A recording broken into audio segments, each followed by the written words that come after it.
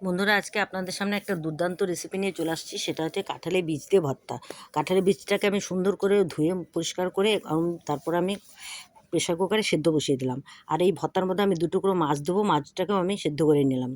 এবার আমি খালি কড়াইয়ের মধ্যে দিয়ে দিলাম কিছু পরিমাণ রসুন আর কাটা পেঁয়াজ আর হচ্ছে পাকা লঙ্কা। এগুলোকে আমি তেল ছাড়া একটু ভেজে নিলাম। আর এখানে দেখুন বন্ধু, খুব সুন্দরভাবে আমি কাঁঠালের বীজ আর সাথে একটা আলু সেদ্ধ দিয়েছিলাম। এখন আমি কাঁঠালের বীজটাকে আমি সুন্দর করে শিলনোড়ায় বেটে নেব, একদম মিহি করে বেটে নেব। এই দেখুন বাটছি সুন্দর বন্ধুরা, একদম পেস্ট একদম খুব সুন্দরভাবে হচ্ছে। আর আপনাদের যদি আমার এই ভিডিওগুলো ভালো লাগে অবশ্যই লাইক, কমেন্ট, শেয়ার আর ফলোটা করে দেবেন। আর পাশে থাকবেন, সাপোর্ট করবেন। আর এদিকে দেখুন বন্ধুরা, খুব সুন্দরভাবে মিহি করে বেটে নিয়েছি সম্পূর্ণ বীজটাকে। এখন আমি একটা পাত্রে উঠিয়ে নিলাম। আর এই যে একটা আলু নিয়েছিলাম, আলু সিদ্ধটাকেও আমি মেখে নিলাম।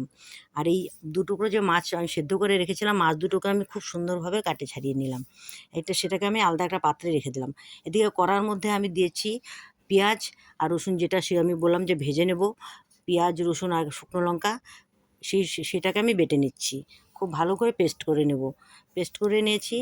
আর এই মিহি করে পেস্ট করে নিয়ে এটাকে এখন আমি নামিয়ে দেবো পাত্রের পাশেই। একসাথে নামিয়ে নিলাম। আর এখন শুকনো কড়াই বসিয়ে তার উপরে দিয়ে দিলাম সামান্য পরিমাণ তেল। তেলের মধ্যে আমি দিয়ে দিলাম 4টা শুকনো লঙ্কা আর দিয়ে দিলাম কাটা পেঁয়াজ। বন্ধুরা, ভর্তা বলতে হচ্ছে ঝাল। ঝাল ছাড়া ভর্তা ভালো লাগে না। আর কাঁচা পেঁয়াজের উপর দিয়ে দিলাম আমি এখানে এই মাছটা যে বেছে রেখেছিলাম, মাছটা আমি দিয়ে দিলাম। আর মাছটাকে আমি একটু হালকা ফ্রাই করে নিয়ে এখন আমি শুকনো লঙ্কার উপরে নুন দিয়ে আর বাকি সামান্য পরিমাণ নুন দিয়ে আমি সম্পূর্ণ জিনিসটাকে আমি একসাথে মেখে নেব।